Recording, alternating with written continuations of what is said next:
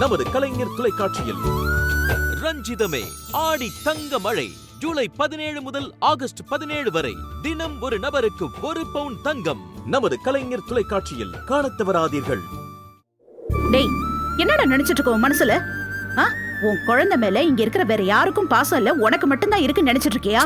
அம்மா, நீ ஏமா சம்மந்தமே எல்லாம் பேசிட்டு இருக்க?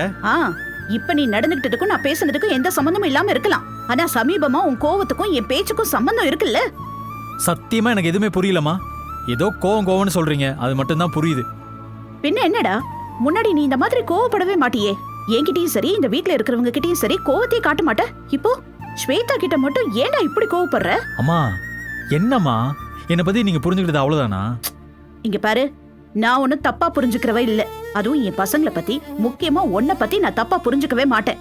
ஏமா, தெரிஞ்சுக்கிட்டே ஏமா இப்படி என் மனசு கஷ்டப்படுற மாதிரி பேசுற? ஏன் மருமக மனசு கஷ்டப்பட்டு வயித்துல குழந்தையோட இந்த வீட்டை விட்டு கோச்சிட்டு போறானா, அதுக்கு காரணம் நீ தானடா. அப்போ இந்த மாதிரி நேரத்துல உன்கிட்ட இப்படி பேசாம வேற எப்படி பேச சொல்ற? அம்மா, அந்த நேரத்துல எனக்கு ஹார்ட் டிஸ்க் ரொம்ப முக்கியமா பட்டுச்சுமா. அது காணன உடனே நான் டோட்டலா ஆஃப் ஆயிட்டேம்மா. அதுல வந்த கோவத்துல தான் நான். பாத்தியா நீயே கோவப்படுறேன்னு ஒத்துக்கிறேல?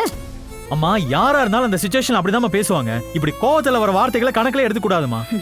கோவம் எதனால எந்த சிச்சுவேஷன்ல வந்ததுன்னு யோசிக்கணும்லமா. அதெல்லாம் சரிதான்டா, ஒரு நிமிஷம் உட்கார்ந்து யோசிச்சிருந்தா சரியா போயிருக்கும்ல. அது சரி, அந்த சிச்சுவேஷன்ல மட்டும் கோவம் வந்திருந்தா நீ உட்கார்ந்து யோசிச்சிருப்ப. ஆனா ஐயாக்கு தான் இப்போ ஆனா ஒண்ணா கோவம் கொப்பளிச்சுக்கிட்டு வருதே, அப்புறம் என்ன பண்ண முடியும்? சரி, இப்ப நான் என்ன பண்ணணும் அதை மட்டும் சொல்லுங்க, நான் பண்றேன். தயவு செஞ்சு திட்டிட்டு மட்டும் இருக்காதீங்க. அப்படி கேளு.